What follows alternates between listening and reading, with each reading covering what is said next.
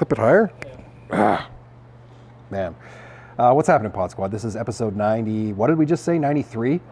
This episode is either going to be the best thing we've ever done or it's going to be a flaming mess. Nothing worked today. We booked the studio and then we got a last minute cancellation because I think they're renovating or something. I don't know. But I'm not going to speak ill of that studio because they treat us good and the price is fair. So instead, Matt, you put a lot of work into setting the upstairs here. Yeah, not bad. I can think of behind the scenes. You got behind the scenes stuff? Like you brought the lights in, you got, the desk is all set up. It never usually looks like this up here. So if you're listening to the podcast version, it sounds a little different today because we're at the shop. I got the heater running in the background. Pretty sure there's a couple of people working down there. But we don't care. We're going to power through because it's recording day and the podcast has to come out. So Matt and I were having a discussion as to what we would talk about because we obviously couldn't get our podcast guest, which I think I messed up anyways. And we decided to talk about, what did we decide to talk about, Matt? Scaling your business. How do you scale your pavement maintenance business? So let's crank it out, 15 minutes. This is going to be the Cliff's Notes version to how to scale your pavement maintenance business. And it'll either be great or terrible. Now, full plug right off the start here. Go to Pavex. Because the event is awesome. This is the second Pavex. The first one was a smash hit. And number two, I'm actually going to be speaking about this subject. And it's going to be a banger. 60-minute presentation. There's a chance for Q&A in there as well. I did a very similar presentation last year. It's the same theme about breaking through the ceiling and growing your pavement maintenance business. So, now don't turn off the lights. We're in here. You can edit that out. Yeah, that's fine. So make sure you come to Pavex. So I'm going to give you kind of like the Cliff's Notes version of that. And something I talk about in the keynote, which you should come to, is when you start to sell more stuff, I don't care what business you're in, but pavement maintenance is no different. When you start to sell more projects and you sell more jobs and your schedule gets fuller, right? So if you're listening to this and you're like an owner operator, and you work maybe 2 to 3 days a week in the field, and the other days you're trying to drum up business. You start to sell more of those. There's a lot of consequences that happen when you start to sell more projects. And as elementary and as basic as this sounds, most people don't think about this. You have to spend more time doing quotes. You have to spend more time managing a schedule. You have to spend more time like doing client communications. There's more invoices to create. There's more management, obviously, in the field. You have to be in the field more, but also there's more likelihood of like warranty projects and things that don't always go right. So, you sell more jobs, you're going to have more of those. There's a lot of like little things that add up the more and more you sell. And so when you first start and you're like, I want to grow my business. Yeah, you can do that. Yeah, we're recording up here. It's fine. When you start to really scale your business, you don't really think about those because your whole name of your game is just let's make revenue, right? Let's get jobs in the door. The art of really scaling your business, I almost said correctly, but I was going to say like efficiently. How do you really do it? It's not just as simple as selling more stuff. One thing I'm adamant about is like the way you did it when you were like a startup company is going to be different when you are doing $100,000 worth of work a year. And the way you're going to have to do it when you're doing 100,000 is going to be different when you're selling 500,000. Processes break every step of the way. Now, in my opinion, this is what I'm going to get really into at Pavex in January of 2025, is it's so much of the admin type work, the back end work, the stuff that you're used to doing as a business owner. Like you need to start to learn to let go of those things and really delegate delegate those responsibilities so that you can elevate the quality of your time. See, this is why I want to talk about time management. Like I feel my brain, Matt, pulling myself to talk about like time management. But the reality is, you have as much time to spend in your business as anyone else. When you start growing revenue, when you hit the 6-figure mark, when you hit the $250,000 mark, when you hit the $5 million mark, you either have to make a tough choice as to do I spend more time working and doing the back end work and doing that admin type work, the quoting, the customer communications, the scheduling? And like, do I power through, or do I learn to start to let go of those things? And this is what trips up so many people trying to scale their business is we don't know how to let go of stuff. And it's not because we don't want to, it's because we literally don't know how to build the systems and the structure to let go of those things and allow other people to do them. And maybe it's like, I'm going to talk a lot about this. Like, maybe it's like, I don't think I have anyone qualified to do these things. I don't have anyone qualified to do invoicing, right? Or I don't have the time to train someone right now. It's like peak season. I don't have time to train. I could do it better myself. Why would I let someone else do this? Why would I, there's so many things that could get in your brain, but the real secret sauce to scaling your business is drive revenue, yes. How do you get your time back so that you can reinvest it into continuing to scale the business, not just with revenue, but like the systems and processes you're going to need to support the growth?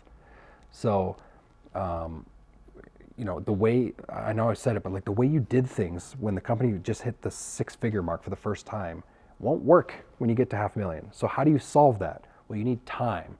And that's what holds so many business owners back. They don't have the time. Like, I'm so busy doing all this stuff. How do I spend the time to build a system to support this?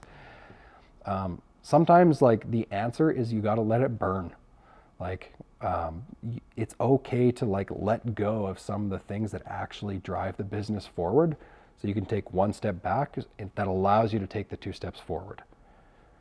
What's up, Pod Squad? This episode of the show is brought to you by our friends at Mighty Line Floor Tape. So, true story, our company started using Mighty Line. We found the product like half a year ago, 2023, we found it, and we started using it, and I was blown away. The product is incredible. And so many of us in the striping industry want to do interior striping, but we also know that interior striping on concrete usually does not work out very well.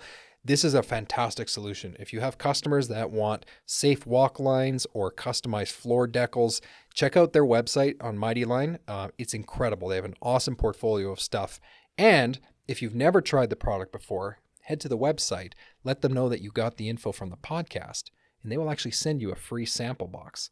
Check it out, Mighty Line Floor Tape. We are so grateful for them to be sponsoring the podcast. Matt, I'm like, you got to be my barometer. Is any of this making sense? Yep.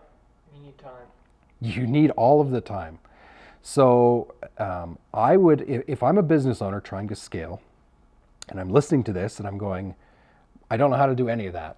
That makes total sense. Like you're not a weirdo, because if you've never learned how to like let go of those things and build processes and playbooks for other people to do them, it's just going to be hard and uncomfortable, and you won't know how to do it.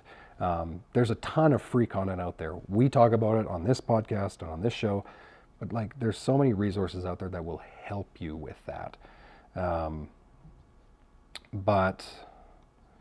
forgot what I was going to say, Matt. Matt, what do you think of all this so far? You're trying to grow your business. Right. Why don't you just grow it and scale it? What's holding you back? I'm working here. Okay, well, quit here. That's the obvious answer. I don't know. No, but for real, like, well, you're going through something that you were telling me about. See, this is why you need to be here, so we can talk about it together on camera. You were saying there's all these opportunities that pop up. Right. So, like, an opportunity to go, like, start a new cool thing with a buddy, or an opportunity to shoot this cool wedding, or an opportunity to do this, like, do you remember what I called it? I've got a term for it. No. Shiny object syndrome. Oh, man. Yeah. So, to bring this back to the audience here in this epic podcast we're recording is what a lot of people think you need to do in order to scale your business is just chase the next thing. Like just, we're striping now, but we should also do seal coating. Like PSA, unless you're in like a tiny market where there's like 20,000 people, if your business isn't doing $500,000 in revenue in the service you're doing now, please don't go add another service. Not in pavement anyways. If you're striping and you're doing like 100 grand, 200 grand in revenue, like, and that's like your full-time endeavor is this business, I promise you, with a million promises, you going out and to buy a seal coat tank is not going to make a difference. It's just not. From an ROI standpoint, it's not going to drive your business forward. You might be able to drive revenue higher, but the real thing you need to focus on is the sucky work, which is like, how do I take the thing that we're proving to the market we're good at and do more of it, while at the same time building the systems to support that. Instead, what many people think is, to scale my business, I should just chase the next thing. I should chase the seal coating. I should get into asphalt patching and repaving. Like, sometimes that's good, but unless you're doing a significant amount of revenue, you've really like tested the market, why would you not just do more of the thing that's already making you money, right? It's kind of like the unpopular, like the not attractive way to look at it, but chasing shiny objects is not a superb way to scale your business. So I'm going to talk a lot about delegation, delegate and elevate at Payvex. So I'd encourage you guys to come if at all possible. And if you come, let them know, hey, I listened to that podcast episode where you were upstairs in the shop and complaining about, not getting your studio. Come mention it to me. We're going to talk a lot about like analyzing where you spend your time as a business owner. Because even if your business is like a $10 million company, someone has to drive the ship forward. Someone has to keep the wheels going. And that's always your job. And so the more you can delegate and elevate people in your company and get rid of those mental roadblocks as to why you're having a hard time letting go of those things, the faster your business will succeed. I think, time management will definitely be a part of that as well in the presentation. Matt, what am I missing here? Where do we go with this? Do we keep this to a really short one? Well, say they obtain more revenue by getting more contracts and selling more. Yep. What's the first step after that? Are they supposed to buy more machines first? Are they supposed to hire more people first? Oh, okay. Yeah. That's actually something I talked about at National Pavement Expo like a couple years ago. The question, like, when do I hire people? I have like the world's easiest mindset approach for that. Like, it was taught to me by my first business coach, and I've used it to this day. Like, this is how to know when to hire. If you start selling more jobs and you're running out of time to do the stuff that you need to do, most business owners will work their faces off. And this is not just in pavement maintenance. Like, they will just like tell their families, tell their loved ones, I'm a business owner, sorry, I gotta work 60, 70 hours a week. It's the hustle, it's the grind. The reality is sometimes you will have to, but that's not the sustainable method. Like, you need to decide when to hire that person. How do you do that? When you no longer have time to do the thing that got you busy in the first place. That's the whole mental framework. When you're too busy to do the thing that got you busy in the first place. So when you start selling more jobs because you put a ton of effort into prospecting and door knocking and building relationships with B2B clients, and maybe ran Google ads, like whatever that thing is, like those things cost a lot of time. It takes time to send out cold emails. It takes time to go visit property managers. It takes time to have sales meetings. But all of those things, when they're done consistently, produce this result of sales and more jobs. When you start landing more of those jobs and now you have to fulfill them, if you can no longer do the thing that you were doing at the start of that process, the prospecting, the emails, because you're too busy and you're out in the field, it's time to hire someone. I think that's the easiest approach to take. If you're too busy to do the thing that got you busy in the first place. So common trap, what I see happening a lot with people that I work with, or just hearing in the industry, is they do the things that get them busy, they get busy, and then they just look back at the things that got them busy and go, well, I can't do that anymore, right? It's just this mental block that like, I literally don't have time for that. If I continue to try and sell stuff, I'm already booked 6 weeks out now. I'm gonna like drive myself crazy. That is it. If you analyze your time and say, I can't do the thing anymore, it's time to hire. How's that for advice, Matt? Yeah, simple framework. What am I missing? We got everything? Processes, time. I wish we could just solve the whole like how to scale your business in one podcast episode. That'd be great. We don't really have enough time to do that. Oh, we'd be so rich, man. Everyone paying us money to solve it. Yeah, it's like the real is it's this culmination of so many things that go into it. But I would start by analyzing your time. Everyone has the same amount of time, which if you really think about it, like guys like Elon Musk who are involved with no shorter than like 16 companies, he has the same amount of time as you and I. So how does he possibly like run or chair or be involved in 16 companies? Is because he's figured out the things that he needs to do that produce the greatest return on investment. Like that dude does not work 40 hours a week at Tesla, and yet Tesla is this amazing company, right? He's figured out that like the things that he needs to put his time on are like the needle movers, right? I call it pulling levers. He pulls the right levers. Elon is not worried about, you know, smaller details in his companies. So if you have one company as a business owner in pavement maintenance, start analyzing and getting away from like the stuff that you could easily outsource. I feel like this is a good time to throw in a pro tip. May I throw in a pro tip, Matt? Okay, good. Pro tip. And this might sound a little like, what's the word? Not rude, but like crass or something. Pro tip. If you're just getting into the hiring game and like you're growing your business and you're like, I don't know where to find people. The mental block I had was, oh my goodness, if I hire somebody, I'm going to have to work them for 40 hours a week or they'll hate me, right? Don't do that. The pro tip is go find someone on a Facebook mom group. Have you heard me say that before? Yeah, that's like the best gold nugget, man. Go to the Facebook mom groups. And the reason why is because in your market right now is someone who has the skills to do the things that you're doing, and honestly, probably better, whether it's like client communications or processing invoices or chasing people down for money or posting stuff on your social media or like managing a schedule and like taking all the jobs that are in the system and like putting them on a calendar and adjusting it for weather. Like, you're actually probably not that great at it. That's not why we started these businesses. We just have to do those things in order to move the business.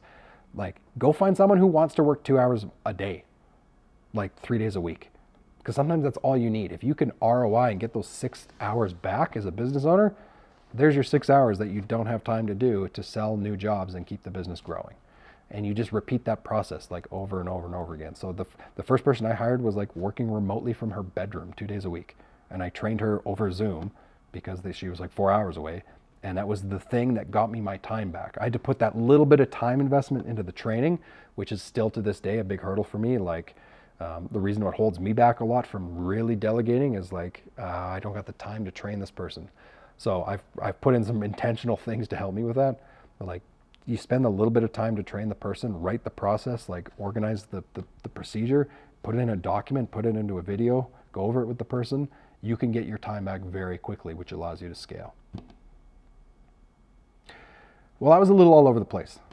My hope, somebody heard one thing from that and it was like, oh dang, I need to hire someone. Like, yeah, I'm too busy to do the thing that I can't do anymore. So that's my hope. If you got one thing from this video and you're on YouTube, put it in the comments. And if you're listening on the podcast, go watch on YouTube. Support our YouTube numbers. We're trying to grow the YouTube. That's it. That's it. Anything else I should add, Matt, before we wrap this up? You happy? M&M is not overrated. M&M is overrated. Very overrated. Thank you, Matt. All right. So the plan. Podcast episode next week. I have a great local guy coming in. Assuming that we can get into the studio, great local guy will come in. As we get on to the March to 100 episodes, man, we got to get like a banger of a guest for a 100. Mark Cuban. No, Mark Cuban today? We're recording this the day of the election. We can't get Mark Cuban. It'll be too political. We'll get someone really, really good in for episode 100. So anyways, appreciate you guys. Keep your stripes hot. Thanks for hanging out with us in the upstairs here today. And we'll talk to you next week.